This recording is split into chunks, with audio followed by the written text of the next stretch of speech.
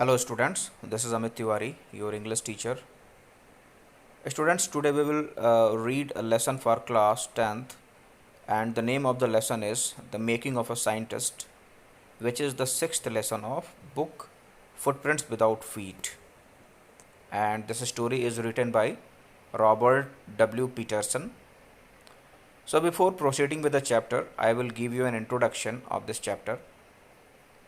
Actually, this story is about Richard H. Abright, who grew up in the town of Reading in Pennsylvania, USA, and as he did not have much to do there, collecting things was his hobby. He used to collect butterflies as a child in kindergarten. Now, we will see how this hobby became the driving force for him to have so many achievements in his life. So let us start reading this story in detail. At the age of 22, a former Scout of the Year excited the scientific world with a new theory on how cells work.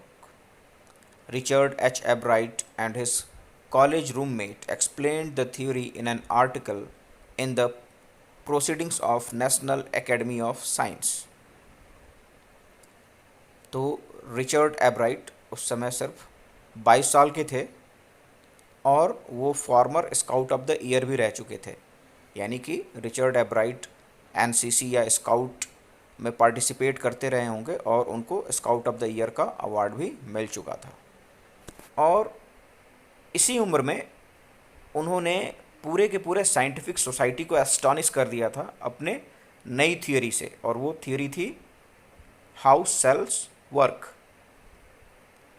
Richard H. Abright and his college roommate explained this theory in an article in Proceedings of the National Academy of Science. Richard H. Abright और उनके college के roommate दोनों ने मिलके इस theory को एक article के फॉर्म में एक्सप्लेन किया, जिसको कि proceedings of the national academy of science में पब्लिश किया गया। Proceedings of the national academy of science एक बहुत ही प्रोमिनेंट साइंस जर्नल है, और इस साइंस जर्नल में उनके थ्योरी को पब्लिश करना एक बहुत बड़ी बात थी। It was not a simple thing, क्योंकि अपने आप में ये जो साइंस जर्नल है बहुत ही ज़्यादा प्रोमिनेंस रखता है साइंस के फील्ड में। It was the first time this important scientific journal had ever published the work of a college student. और जैसा कि मैंने बताया आपको कि ये जो साइंस जर्नल है बहुत ही प्रोमिनेंट है, बहुत ही इम्पॉर्टेंट साइंटिफिक जर्नल है, और इस साइंटिफिक जर्नल ने आज पहली बार किसी कॉलेज स्टूडेंट के किसी साइंटिफिक वर्क को पब्लिश किया था, जो कि अपने आप में बहुत ही इम्पॉर्टेंस रखता है। In sports that would be like making the big league at the age of 15 and hitting a home run your first time at bat. तो अब ये कुछ ऐसा है जैसा कि आप महज 15 साल की उम्र में एक बहुत ही बड़ी टीम बना लें, एक बहुत ही बड़ा लीग का फॉर्मेशन कर लें स्पोर्ट्स में, और अपने पहले ही मैच में अपना होम रन अपने बैट से हिट कर दें। कुछ इसी तरीके का इम्पॉर्टेंस जो है रखता है ये जो भी उन्होंने थियरी एक्सप्लेन की थी आर्टिकल के फॉर्म में, उसका इस साइंटिफिक जर्नल में पब्लिश होना। For Richard एब्राइट it was the first in a long string of achievements in science and other fields. आगे चल के रिचर्ड एब्राइट ने बहुत सारे अचीवमेंट्स गेन किए, और इन सारे अचीवमेंट्स की जो पहली सीढ़ी थी वो ये थियरी थी जो कि एक्सप्लेन करती है कि सेल्स किस तरीके से काम करते हैं। And it all started with butterflies. और ये सारे के सारे अचीवमेंट्स एक बटरफ्लाई से स्टार्ट होते हैं। अब आप सोच रहे होंगे कि बटरफ्लाइज का इस साइंटिफिक रिसर्चेस से या साइंटिफिक अचीवमेंट से क्या रिलेशन है, रिचर्ड एब्राइट से क्या रिलेशन है, इसको हम आगे देखेंगे कि किस तरीके से ये जो बटरफ्लाई है उनके अचीवमेंट्स के लिए एक बेस बनती है, एक आधार का काम करती है। An only child, Albright grew up north of Reading, Pennsylvania. There was not much I could do there, he said. I certainly could not play football or baseball with a team of one. But there was a one thing I could do, collect things. तो Richard एब्राइट एकमात्र संतान थे अपने माता पिता के, और उनका जन्म रीडिंग में हुआ था, जो कि पेंसिल्वेनिया में है। पेंसिल्वेनिया एक यूएसए का स्टेट है, उस स्टेट में ये रीडिंग टाउन पड़ता है।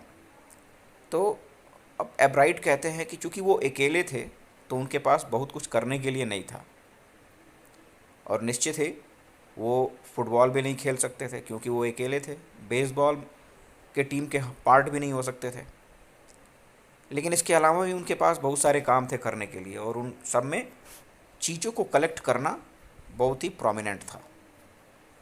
सो he did and did he ever, और उन्होंने ऐसा ही किया और हमेशा करते रहे, क्योंकि इस काम में उनका डिटर्मिनेशन दिखाई देता था। वो हाईली डिटर्मिन्ड थे इस काम में। और कौन सा काम था? चीज़ों को कलेक्ट करना। एक कहावत है, बेबी बेयर फुटेड, यानी कि पूत के पाँव पालने में। आप भविष्य में क्या होंगे, आपको भविष्य में क्या सक्सेस मिलेगी या नहीं मिलेगी, ये सब पहले ही दिख जाता है। तो ये सारे के सारे ट्रेट्स, ये सारे के सारे बिहेवियर्स जो है रिचर्ड एब्राइट में शुरुआत से ही दिखने लग गए थे कि कहीं ना कहीं आगे चल के ये बहुत ही फेमस होने वाले हैं या बहुत ही ज़्यादा अचीवमेंट्स गेन करने वाले हैं। तो अब यहाँ क्या कह रहा है कि beginning in kindergarten, एब्राइट collected butterflies with the same determination that has marked all his activities. He also collected rocks, fossils, and coins. He became an eager astronomer too, sometimes stargazing all nights. तो अब क्या कह रहा है कि ये जो मैंने बताया बेबी बेयर फुटेड यानी पूत के पाँव पालने में, तो ये सारे के सारे लक्षण किंडरगार्टन से ही दिखाई देने लग गए थे। उन्होंने किंडरगार्टन से ही बटरफ्लाइज को कलेक्ट करना शुरू कर दिया था, और इसमें उनका डिटर्मिनेशन बहुत हाई लेवल का था, और यही डिटर्मिनेशन उनकी सारी की सारी एक्टिविटीज़ में दिखाई देती थी। सिर्फ बटरफ्लाइज ही नहीं, वो रॉक्स को भी कलेक्ट करते थे, फॉसिल्स और क्वाइंस को कलेक्ट करना भी उनके इंटरेस्ट में शामिल था, और उनके अंदर एक एस्ट्रोनॉमर के भी लक्षण दिखाई देते थे, क्योंकि काफ़ी समय वो रात में स्टार्स को देखा करते थे, स्टार्स को गेज किया करते थे। अब यहाँ पे जो बैट है, बैट के ऊपर एस्टेरिस मार्क लगा हुआ है, उसको एक्सप्लेन किया है। क्या कह रहा है कि a home run in the game of baseball is when the batter scores a run after running safely around all bases and back to the home plate without stopping। यानी कि ये जो फर्स्ट टाइम एट बैट से पहला run लेने वाली जो बात कही गई है, वो दरअसल बेसबॉल गेम का एक रूल है कि अगर आप बेसबॉल में भी बैट क्रिकेट की तरह ही बैट और बॉल होता है, लेकिन यहाँ पे बैट और बॉल थोड़ा डिफरेंट होता है और रूल्स भी थोड़े डिफरेंट होते हैं। तो यहाँ पे पहली बार जब आप रन हिट करते हैं और हिट करने के बाद चारों बेसिस को आप दौड़ के जो है टच कर लेते हैं, तो उसको बोलते हैं होम रन। तो इसी के बारे में एक्सप्लेन किया गया है यहाँ पे। A ball hit out of the playing field is also called home run.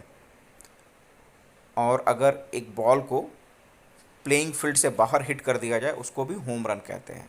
Getting a paper published at the age of 15 in a scientific journal is here compared to scoring a home run while batting for the first time. और यहाँ इस story में महज 15 साल की उम्र में ही bat के द्वारा जो है होम रन हिट कर देना, इसको कंपेयर किया गया है उनके साइंटिफिक अचीवमेंट से। From the first, he had a driving curiosity along with a bright mind. He also had a mother who encouraged his interest in learning. She took him on trips, bought him telescope, microscope, cameras, mounting materials and other equipments and helped him in many other ways. तो शुरू से ही उनके अंदर curiosity दिखाई देती थी, हर एक चीज़ को जानने की उत्सुकता, और उनका दिमाग भी बहुत ज़्यादा प्रखर था, बहुत ब्राइट माइंडेड थे। और उनकी माँ उनके इंटरेस्ट को डेवलप करने के लिए, उनको हर टाइम इनकरेज करने के लिए, ताकि वो नई नई चीज़ों को सीखे, हमेशा उनकी मदद करती रहती थी। वो रिचर्ड को अपने साथ डिफरेंट ट्रिप्स पे लेके जाती थी, उनको टेलीस्कोप ख़रीद के दिया, माइक्रोस्कोप ख़रीद के दिया, कैमरास, माउंटिंग मटेरियल्स और बहुत सारे इक्विपमेंट्स जो कि उनको उनके लर्निंग इंटरेस्ट को बढ़ाने में मददगार साबित होते थे। ये सारी चीज़ें उन्होंने अरेंज करके उनको दी। So student, this is for today, and the remaining portion of this story we will try to cover up in our next video. Till then, have a good day.